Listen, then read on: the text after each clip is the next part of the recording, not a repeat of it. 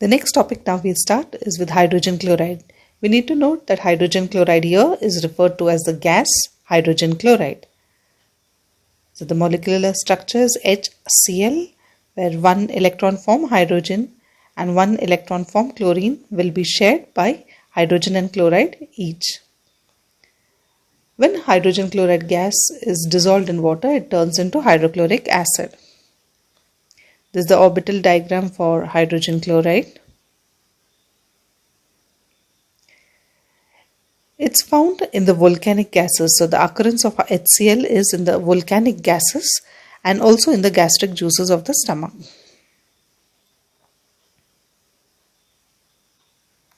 It was first prepared in 1648 by Glauber using rock salt and concentrated sulfuric acid.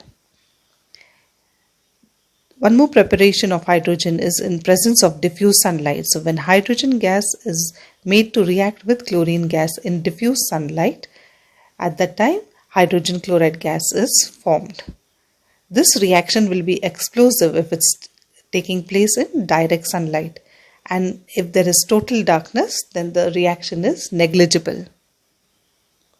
It's a reversible reaction above 500 degrees Celsius.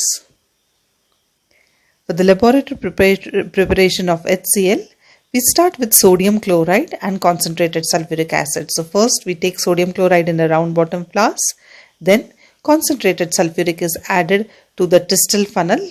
The reaction takes place and HCl gas is generated.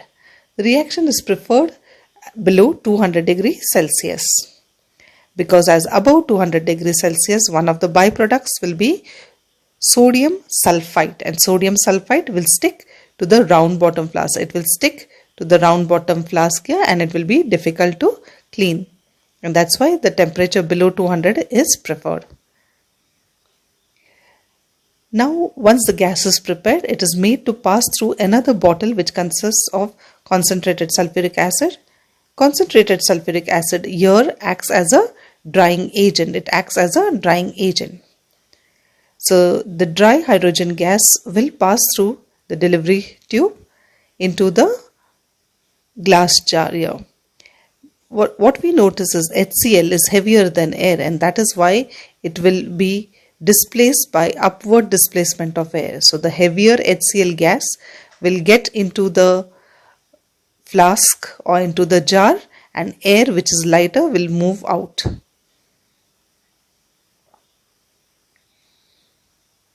The reaction NaCl plus H2SO4 below 200 degrees gives us sodium bisulfate and hydrogen chloride gas is released.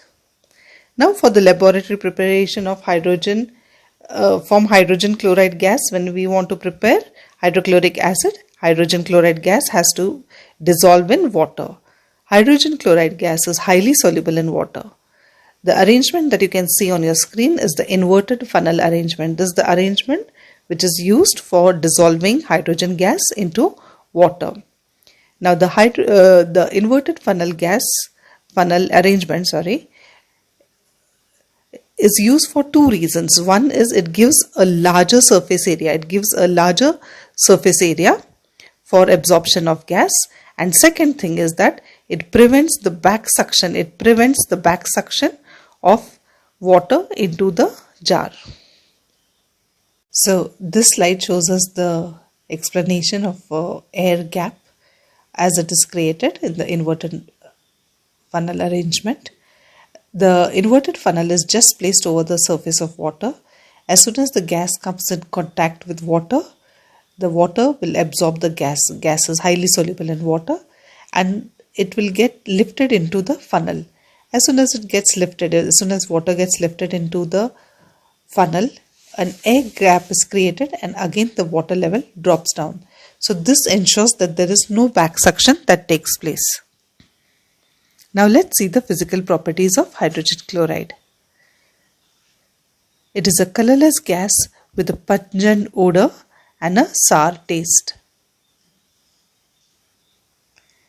It is heavier than air. Its vapor density is 18.28. It is a volatile acid. It liquefies at 10 degrees at 40 atmospheric pressure. Its boiling point is minus 83 degrees Celsius.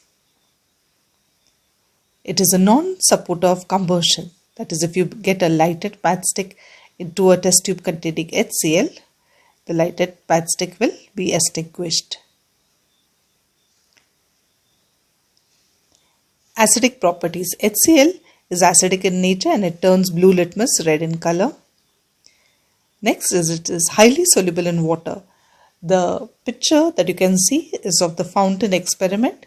This shows us how HCl is highly soluble in water. Often there's a question asked in your board papers that which experiment or which fountain experiment is used to prove which physical property or which property of HCl, and that is the high solubility. Please do not write that it is showing the acidic nature just because there's a change in color of litmus solution. This experiment proves that HCl is highly soluble in water. HCl is taken in a round bottom flask and the flask is covered with a 2-hole cork and inverted over a solution of blue litmus, and 1 drop of water is allowed into the round bottom flask. What happens is that 1 drop of water will absorb so much amount of HCl gas from the flask that a suction is created and the blue litmus will get sucked into the round bottom flask as it is seen on your screen. And as HCl gas is acidic in nature, it will turn blue litmus into red, and that's how we see the red fountain experiment. HCl gas is monoprotoic acid, or it's also called as monobasic acid. It means that it can generate only 1 hydronium ion per molecule of acid. So when HCl splits, we get 1 hydrogen ion and 1 chloride ion. This hydrogen ion with water gives us 1 hydronium ion. Let's see the chemical properties for HCl now. It reacts with metals to give us metallic chlorides and hydrogen gases released. It reacts with metal oxides to give us respective chloride salts and water. It reacts with hydroxides also to give us respective salts and water. HCl reacts with carbonates to give us water and carbon dioxide. So carbonates give us carbon dioxide.